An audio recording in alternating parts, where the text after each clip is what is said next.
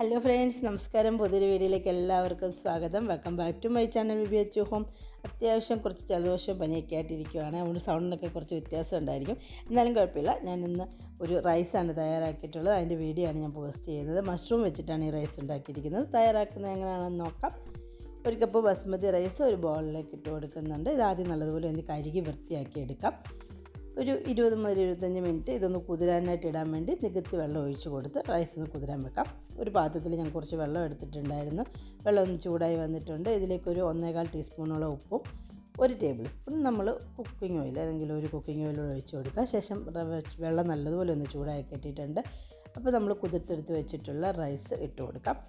ശേഷം നല്ലൊരു ഒരു മീഡിയം ഹൈ ഫ്ലെയിമിൽ വെച്ചിട്ട് റൈസ് വേവിച്ചെടുക്കുക. നമ്മൾ സാധാരണ ബിരിയാണിക്കും ടൊമാറ്റോ റൈസ്, ഫ്രൈഡ് റൈസിനൊക്കെ റൈസ് വേവിക്കുന്ന രീതിയിൽ വേവിച്ചെടുക്കുക. ഒരുപാട് അങ്ങ് വെന്ത് പോകരുത്. ഒരു 80-85% റൈസ് വെന്താൽ മതിയാവും. ഈ വെള്ളം ഊറ്റിക്കളഞ്ഞതിന് ശേഷം തണുത്ത വെള്ളം ഒഴിച്ച് കൊടുത്ത് 1-2 പ്രാവശ്യം ആ വെള്ളം കൂടെ ഒന്ന് ഡ്രെയിൻ ചെയ്തെടുത്തതിന് ശേഷം റൈസ് മാറ്റി വെക്കാം. നമുക്കിനി ബാക്കി ഇൻഗ്രീഡിയൻസ് തയ്യാറാക്കാൻ ഒരു പാത്രത്തിൽ 2 ടേബിൾ സ്പൂൺ കുക്കിംഗ് ഓയിൽ ചേർത്ത് കൊടുത്തിട്ടുണ്ടായിരുന്നു. ഇതിലേക്ക് ഞാൻ ഒരു പാക്കറ്റ് മഷ്റൂം കട്ട് ചെയ്തെടുത്തിട്ടുള്ളതാണ്. ഒരു 1/4 ടീസ്പൂൺ മഞ്ഞൾപ്പൊടിയും ടേസ്റ്റിന് ആവശ്യമായിട്ട് കുറച്ച് ഉപ്പും കൂടെ ചേർത്ത് കൊടുത്ത് ഇന്ന് ഇളക്കി എടുക്കുക. മഷ്റൂം ഒന്ന് ചൂടായി ഒന്ന് വെന്തുമ്പോഴത്തേക്ക് ഇതിൽ നിന്ന് അത്യാവശ്യം വെള്ളമൊക്കെ ഒന്ന് ഇറങ്ങും. ആ വെള്ളമെല്ലാം ഒന്ന് പറ്റി ഇതുപോലെ ഒന്ന് വേവിച്ചെടുക്കണം. ഇപ്പം വെള്ളമെല്ലാം ഒന്ന് പറ്റി മഷ്റൂം ഒന്ന് വേവിച്ചെടുത്തിട്ടുണ്ട്. ഇത് നമുക്ക് പാത്രത്തിൽ നിന്ന് മാറ്റാം. അതേ പാത്രത്തിൽ തന്നെ 1 ടേബിൾ സ്പൂൺ കുക്കിംഗ് ഓയിൽ ഒഴിച്ച് കൊടുത്തിട്ടുണ്ട്. ഇതിലേക്ക് ഒരു 2 ടീസ്പൂണോളം വെളുത്തുള്ളി ചെറുതായിട്ട് അരിഞ്ഞാണ് ചേർത്ത് കൊടുക്കുന്നത്. ശേഷം വെളുത്തുള്ളിയുടെ ആ പച്ച ടേസ്റ്റൊക്കെ മാറി കിട്ടാൻ ഒരു 10 മുതൽ 12 സെക്കൻഡ് സമയം തീ ഒരു മീഡിയം ലോ ഫ്ലെയിമിൽ വെച്ചിട്ടൊന്ന് മൂപ്പിച്ചെടുക്കുക. ഒരു ചെറിയ സവാള സ്ലൈസായിട്ട് അരിഞ്ഞതും കുറച്ച് ഒരു 1/2 കപ്പോളം സ്പ്രിംഗ് ഒനിയൻ്റെ ബൾബിൻ്റെ ഭാഗം വൈറ്റ് ഭാഗം ചേർത്ത് കൊടുത്തിട്ടുണ്ട്. ഇതൊന്ന് ഇളക്കി യോജിപ്പിച്ച് ഇതിൻ്റെ ഒരു കളറൊന്ന് മാറി സവാളയുടെ സ്പ്രിംഗ് ഒനിയൻ്റെ കളറൊക്കെ ഒന്ന് മാറുന്നിടം വരെ വഴറ്റിയെടുക്കുക. തീ ഒരു മീഡിയം ലോ ഫ്ലെയിമിൽ വെച്ച് വഴറ്റിയാൽ മതിയാവും. 1/2 കപ്പോളം ക്യാപ്സിക്കം ക്യാരറ്റും അരിഞ്ഞെടുത്തിട്ടുണ്ട്. അതും കൂടെ ചേർത്ത് കൊടുക്കാം. ക്യാബേജ്, ബീൻസ്, പിന്നെ സ്വീറ്റ് കോൺ, ഗ്രീൻ പീസൊക്കെ ഉണ്ടെങ്കിൽ നമുക്കിതിന് ഉപയോഗിക്കാവുന്നതാണ്. ടേസ്റ്റിന് ആവശ്യമായിട്ട് ഒരു 1/2 ടീസ്പൂൺ ഉപ്പും കൂടെ ചേർത്ത് കൊടുക്കുന്നുണ്ട്. അരി വേവിച്ചപ്പോൾ നമ്മൾ ഉപ്പ് ചേർത്തായതുകൊണ്ട് അതിനനുസരിച്ച് ടേസ്റ്റിനനുസരിച്ച് ഉപ്പ് ചേർത്ത് കൊടുക്കുക.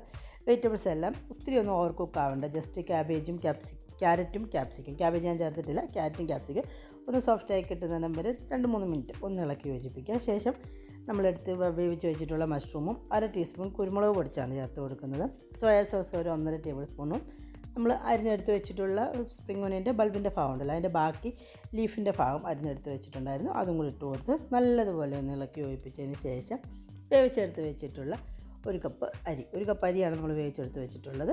ആ വേവിച്ച റൈസും കൂടെ ഇട്ട് കൊടുത്ത് ശേഷം പുളിക്ക് ആവശ്യമായിട്ട് ഞാനിപ്പം നാരങ്ങ നീരാണ് ഒഴിച്ച് കൊടുക്കുന്നത്. 1 ടീസ്പൂൺ ഉണ്ട്. നിങ്ങൾക്കിപ്പം വിനാഗിരി ഉണ്ടെങ്കിൽ അത് 1 ടീസ്പൂൺ ചേർത്താലും മതിയാവും. ശേഷം നല്ലതുപോലെ ഒരു മീഡിയം ലോ ഫ്ലെയിമിൽ വെച്ചിട്ട് ഇളക്കിയെടുക്കുക. നല്ല ടേസ്റ്റോട് കൂടിയ ഞാൻ അധികം മസാലയൊന്നും ഇതിൽ ഉപയോഗിച്ചിട്ടില്ല. ആ മഷ്റൂമിൻ്റെയൊക്കെ ടേസ്റ്റൊക്കെ നമുക്ക് കഴിക്കുമ്പോൾ തന്നെ നല്ലതുപോലെ അറിയാൻ പറ്റും. നല്ലൊരു റൈസ് റെഡി ആയിട്ടുണ്ട്. എല്ലാവരും ഉണ്ടാക്കി നോക്കിയ അഭിപ്രായങ്ങളും നിർദ്ദേശങ്ങളും കമൻറ്റ് ചെയ്യുക. എൻ്റെ വീഡിയോ കണ്ട് ഇഷ്ടപ്പെട്ടിട്ടുണ്ടെങ്കിൽ ചാനൽ സബ്സ്ക്രൈബ് ചെയ്തില്ലെങ്കിൽ ഒന്ന് സബ്സ്ക്രൈബ് ചെയ്ത് തന്നെ സപ്പോർട്ട് ചെയ്യണേ. ലൈക്ക് ചെയ്യാനും കമൻറ്റ് ചെയ്യാനും ആരും മടിക്കരുത്. പുതിയ നല്ല നല്ല വിഭവങ്ങളുമായിട്ട് കാണുന്നുണ്ടെങ്കിൽ വരെ bye guys. Thank you for watching my video.